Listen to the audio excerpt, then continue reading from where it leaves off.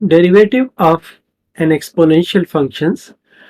पहले हमें ये जानना है कि एक्सपोनेंशियल फंक्शन की डेफिनेशन क्या है और फिर इसके बाद हम इसका डेरिवेटिव क्या हासिल कर रहे हैं।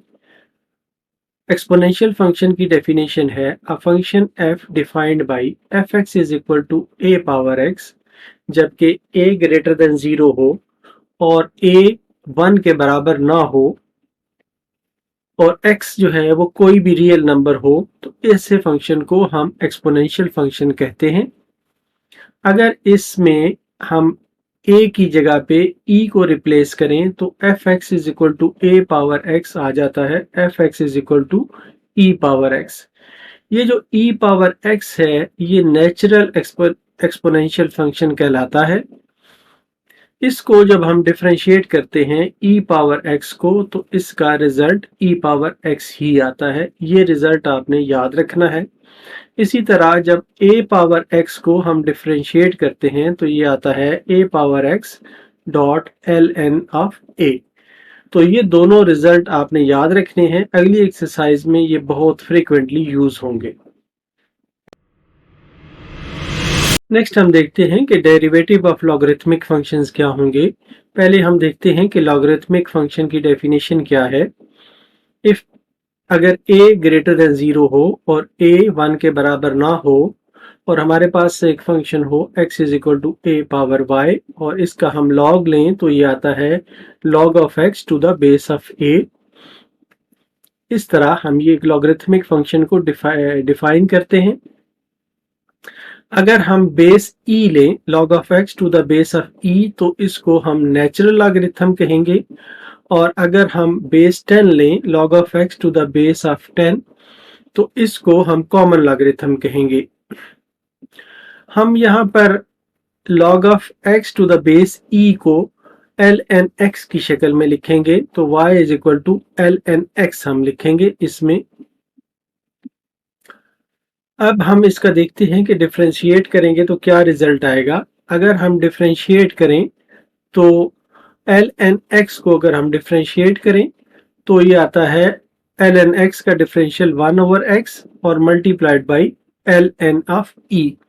ln ऑफ e जो है ये 1 के बराबर है इसलिए इसका रिजल्ट आएगा 1 ओवर x। तो ln x को जब हम डिफरेंशिएट करते हैं तो 1 ओवर x आता है।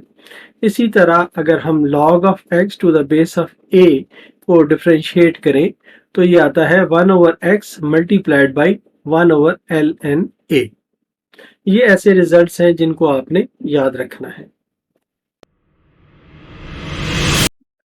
अब हम देखते हैं कि हाइपरबोलिक फंक्शंस के डेरिवेटिव्स क्या होंगे। हाइपरबोलिक फंक्शंस जो हैं आप जानते हैं कि ऐसे डिफाइन किए जाते हैं कि साइन हाइपरबोलिक x जो है ये e power x minus e power minus x divided by 2 होता है और कॉस हाइपरबोलिक x जो है ये e power x plus e power minus x divided by 2 होता है। और टेन हाइपरबोलिक x इन दोनों को जब हम डिवाइड करते हैं साइन और कॉस को तो ये आता है e power x minus e power minus x divided by e power x plus e power minus x। अब इन्हीं के हम रेसिप्रोकल हासिल कर सकते हैं कि साइन हाइपरबोलिक का जो रेसिप्रोकल होगा वो कोसिकेंट हाइपरबोलिक x होगा। तो ये इसकी वैल्यू उलट हो जाएगी 2 divided by e power x minus e power minus x। इसी तरह सीकेंट हाइपरबोलिक x जो है ये 1 ओवर कॉस हाइपरबोलिक x के बराबर होता है और इसकी वैल्यू आ जाएगी 2 over e power x plus e power minus x। इसी तरह कॉट हाइपरबोलिक x जो है ये 1 ओवर टेन हाइपरबोलिक x के बराबर होगा और इसकी वैल्यू होगी e power x plus e power minus x divided by e power x minus e power minus x। अब हम देखते हैं कि इनके डेरिवेटिव्स क्या होंगे। जब हम साइन हाइपरबोलिक x को डिफरेंशिएट करते हैं तो ये आता है d by D x of 1 by 2 e power x minus e power minus x।